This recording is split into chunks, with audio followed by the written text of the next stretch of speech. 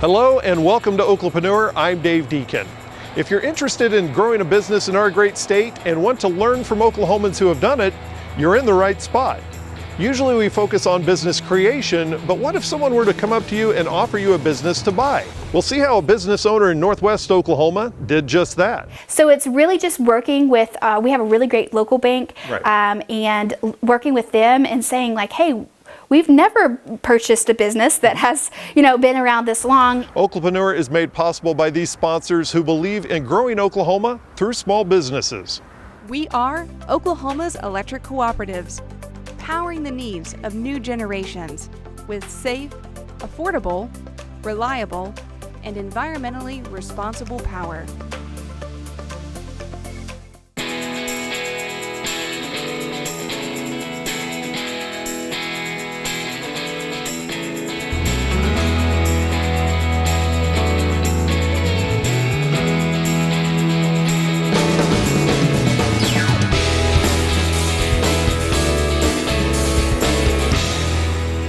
Allyson Bush's retail career started out back at high school at Mangum, and she continued in retail even after she graduated from Oklahoma State University. It was after college that she married her husband Brody and moved to Woods County. That's where her retail career went to the next level. She went from being a newlywed to a new business owner. Shortly after their wedding, Allyson and Brody were back in Alva, signing papers to buy inventory, a building, and a business that has been in the same location since 1970. Join us as we learn about buying an established business from an OKLApreneur who has done it. Allyson Bush of the Daisy Village in Alva. Tell me about when you first started into business. We actually purchased the Daisy Village that's been in Alva since 1970 in 2017. And so I had about 10 years retail experience, and I worked for several other businesses and really focused on, some of those businesses focused on online, retail online. And so when we purchased the store, me and my husband Brody, we knew that this would be something that we could change in a good way to get the store online. So we took over a store that's been here for 50 years and took it to really wanting it to get to an online source. So that was kind of our first thoughts when we purchased the storefront. It already has a very beloved place in Alva. Right. People, when they come back to Alva, they say, I want to go eat here and I want to come shop the Daisy Village. Being a new person in a small town isn't always easy, and buying a well-established business in that small town can be even harder. That's why Allyson had to find a way to connect to the community. People that really knew me knew my story, but I just had to spread my story, and I was a new person. I had to get to meet a new group of people and customers too that loved maybe the previous owner or the owner before that, because there's been about 5 since we've opened.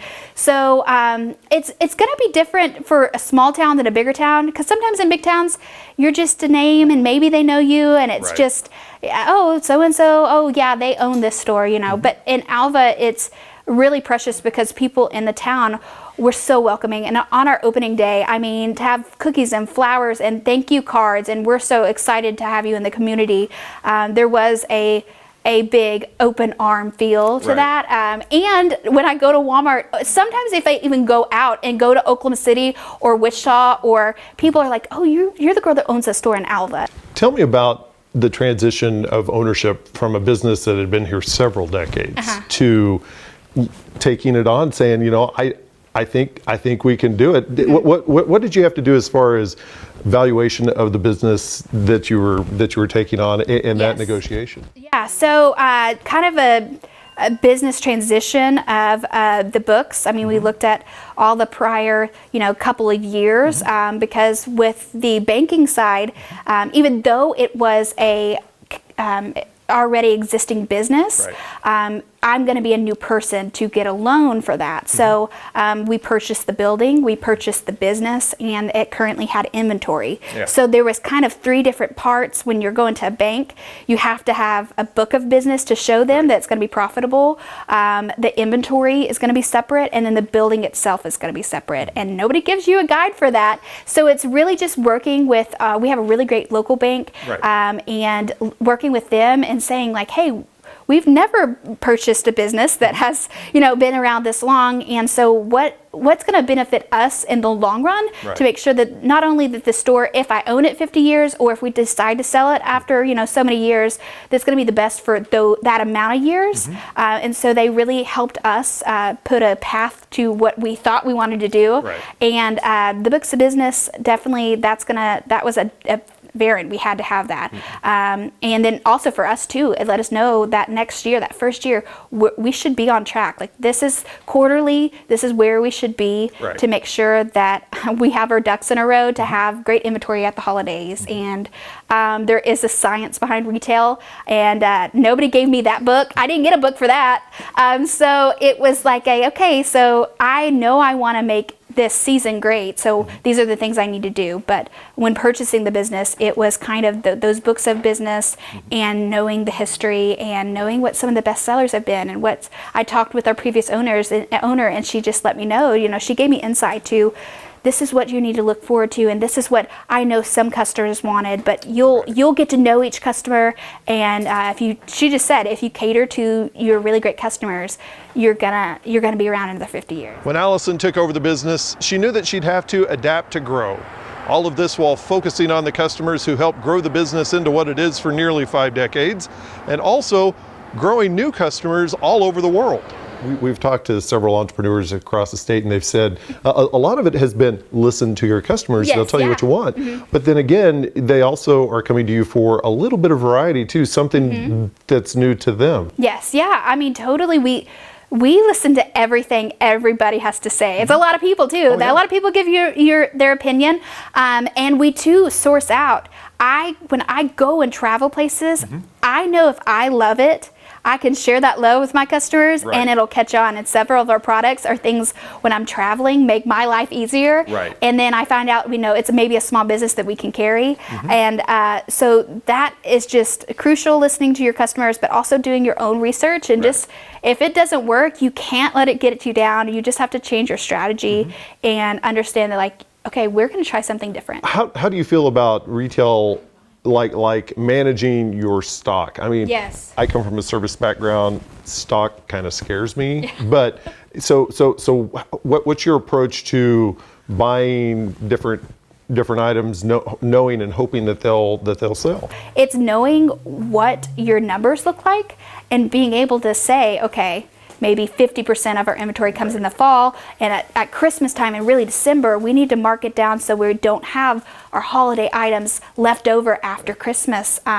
So it's all seasonal, and for us, we do order a little bit ahead going to Atlanta market or going to Dallas market, and we plan for those items to be here in time for special events, homecoming games.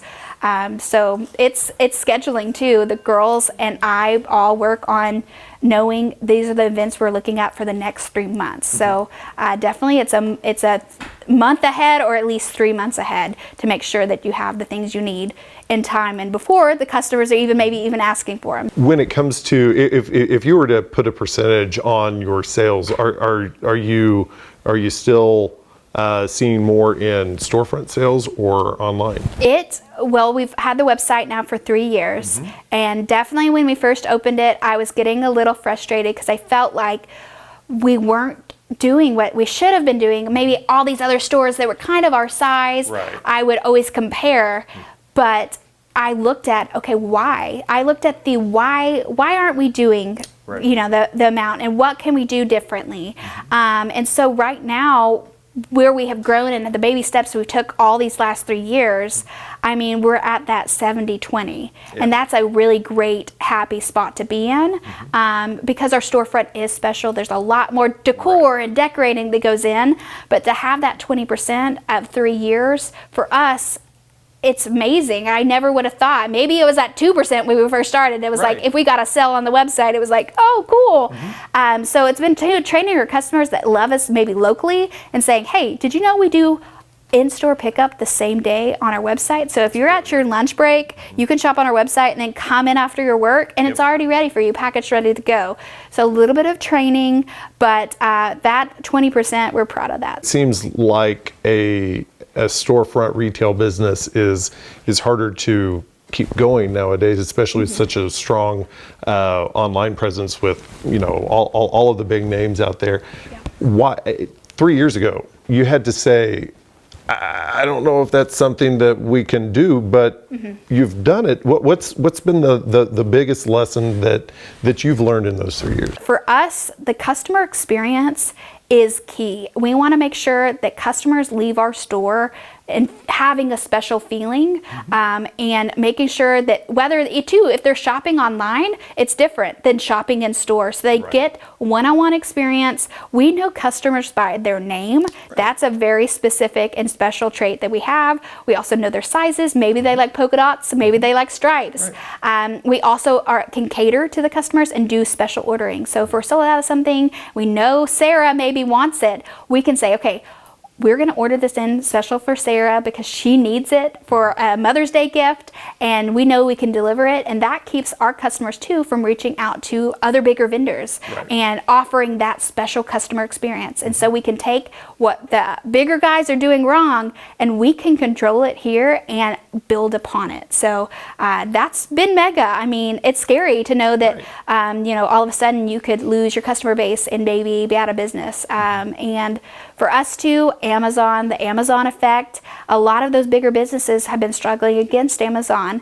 And so they need to look too, maybe they didn't get their online side going quick enough and their customers thought Amazon was just easier. And you have to look at those mega things that mega businesses are doing into your own business and make it work for your own business. And your customers will always tell you when something's not the way they like it. So you have to take the feedback and make it to where the customers have their own experience and atmosphere if you have a storefront, and that's going to look different online, but still giving them an experience. We do 2-day shipping on the website. Oh, wow. We want to compete and make sure.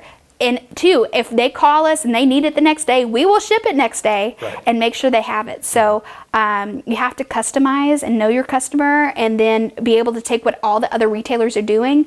And even if you're a small business or out of your own house, you have to say, okay, this is why they're good and this is why maybe people go to them, and that's the level I need to be as a business.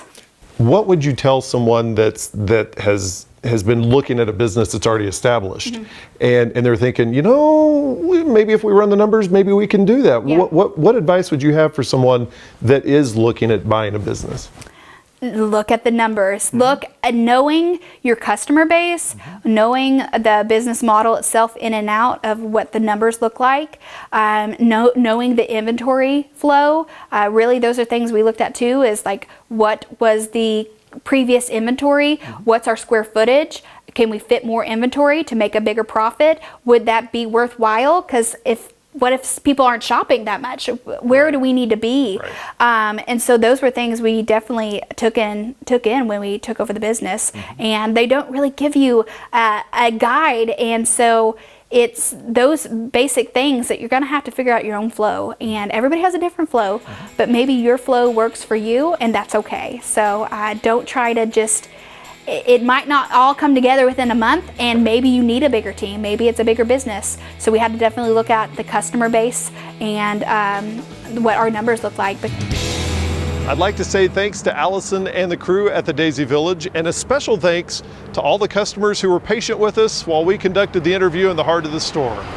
If you'd like to learn more about Allyson and why she says that the Daisy Village culture is so important to growing her business, check out our podcast on our website, OKLApreneur.com. OKLApreneur is made possible by our sponsors like the Oklahoma Association of Electric Cooperatives, and we sincerely appreciate their belief in the impact small businesses have in the growth of Oklahoma.